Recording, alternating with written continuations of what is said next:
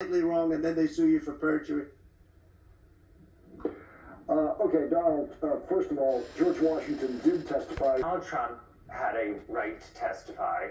Judge Merchan made sure he knew it because early in the trial, when Donald Trump was saying because of the gag order he could not testify, Juan Merchan wanted to make sure that Donald Trump, the former president of the United States, understood the rights that any defendant has.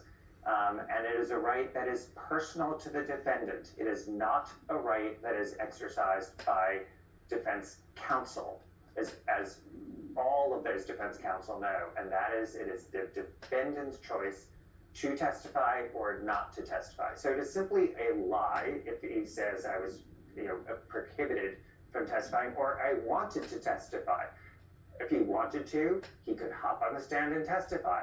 He could have called Keith Schiller if he wanted to. He could have called Alan Weisselberg in the same way he made a choice to call Bob Costello.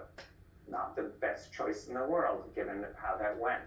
He also was free to cross-examine David Pecker and to say he was a liar. He did not. David Pecker was, as Lisa said, was close to the defendant. He was a key witness. He could have cross-examined Hope Hicks and said she was a liar. He did not. She provided equally damning testimony. The same thing for Jeff McConney, and on and on.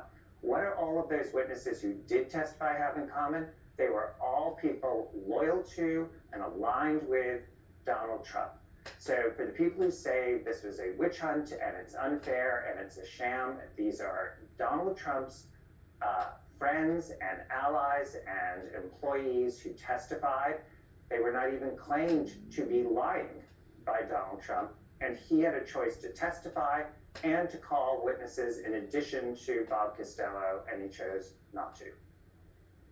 So it's one thing for Donald Trump to say something as absurd as that. It's something else when Donald Trump's lead defense lawyer, Todd Blanche, goes on CNN, and we're going to show you what he said. He had a tough time in the courtroom because he had bad facts.